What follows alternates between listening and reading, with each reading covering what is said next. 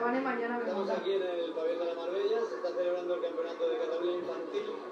Una afluencia de niños impresionante, ya que somos 890 competidores, divididos entre varias categorías y varios pesos. La finalidad de este campeonato es crear cantera para formar competidores, cadetes, junior i sènior.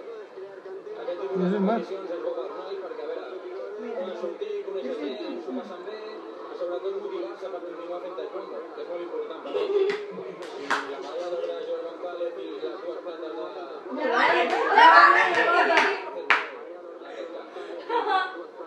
¡Mira tú! ¿Ese no eres tú? No, Anu. Bueno, sí que se puede igual, ¿eh? Yo me parece que no salgo. No me salgo cuando hablo. Seguir un acord de contacte ¿Ah, sí? Sí, sí, sí.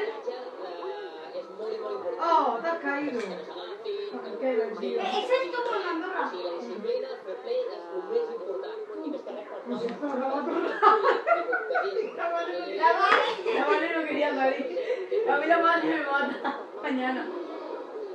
Ha sido difícil, aunque al final he ganado con rendimiento. Me siento feliz. Me siento Y feliz. he estado trabajando mucho para llegar hasta aquí. Important és que sobretot el donis l'apoi, que ells La Vane me mata mañana. Ya. més lentament o més Mañana me quiero quedar a la semana. saber que estan allà i que després aquí, encara que no guanyin, que si és al seu nivell o fer com ells solen fer, ja és molt important, ja que no guanyin.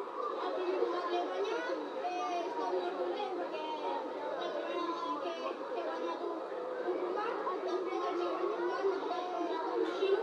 Esta España que otra vez que me dio, no le pongo un I l'important és El tema de los nuestros me parece el niño ese. sempre venim amb la força de Eso es David. fer-ho bé entre tots. Mira, mira, salimos todos. Son Son niñas, ¿no? Sí, pero... ¡Mira! ¡Oh, yo no salía! ¡Joder! ¿Estás ahí abajo? Sí. ¡Joder! Sale la vida.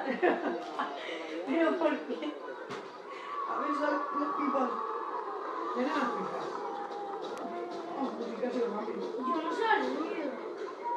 Per primer cop es va disputar el terres catalanes A lo mejor